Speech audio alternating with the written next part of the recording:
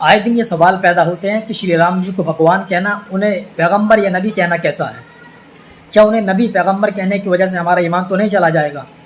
کہیں انہیں نبی یا پیغمبر کہنے کی وجہ سے ہمارے ایمان میں کمی تو نہیں آ جائے گی؟ تو ان سب سوالوں کے جواب میں آج آپ کو اس ویڈیو میں دینے والا ہوں۔ سب سے پہلے ہمیں یہ بات جاننا بہت زیادہ ضروری ہے کہ دنیا میں کم و بیش 1.25 لاکھ انبیاء تشریف لائے، لیکن ان سب میں صرف 25 انبیاء کا قرآن کریم میں ذکر ملتا ہے۔ ان کے علاوہ کسی نبی کا ذکر نہیں ملتا، نہ تو ان کے نام ملتے ہیں اور نہ ہی ان کے قوم کا نام ملتے ہیں کہ کس قوم میں بھیجے گئے۔ اب بات آتی ہے رام جی کی کہ انہیں پیغمبر کہنا یا نبی کہنا کیسا ہے۔ تو سب سے پہلے تو ہمیں یہ بات سمجھ لینا بہت زیادہ ضروری ہے کہ کبھی بھی نبوت کسی عام آدمی کو نہیں ملتی، بلکہ اللہ کے مقرب برگزیدہ اور خاص بندوں کو نبوت ملتی ہے۔ تو کیا رام جی اللہ کے خاص بندے نہیں تھے؟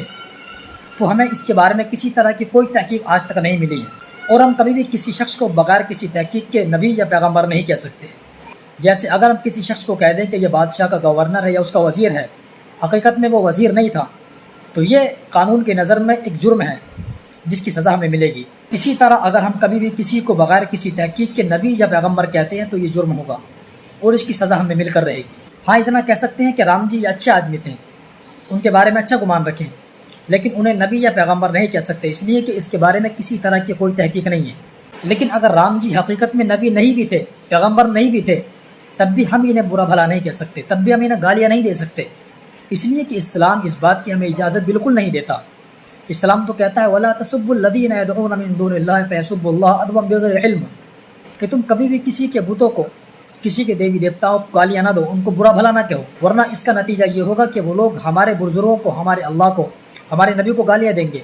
تو مطلب یہ ہوا کہ ہم نے خود اپنے نبی کو، ہم نے خود اپنے خدا کو گالی دی ہے، کیونکہ مطلب تو اس کا ظاہر یہی ہے کہ جب ہم نے کسی کے دیوی دیوتاؤں کو گالیاں دی تو مطلب یہ ہوا کہ ہم نے اس سے کہا کہ تو بھی ہمارے خدا کو یا ہمارے نبی کو گالی دے۔ تو مطلب اس کا صاف یہی ہے کہ ہم نے خود اپنے نبی کو یا اپنے اللہ کو گالی دی ہے۔ اور پھر اسلام بھی کبھی بھی کسی کے ساتھ بغیر کسی وجہ کی دشمنی کرنے کی اجازت نہیں دیتا، بلکہ اسلام تو ایک خوبصورت مذہب ہے، امن و امان کا مذہب ہے، امن و سلامتی کا مذہب ہے۔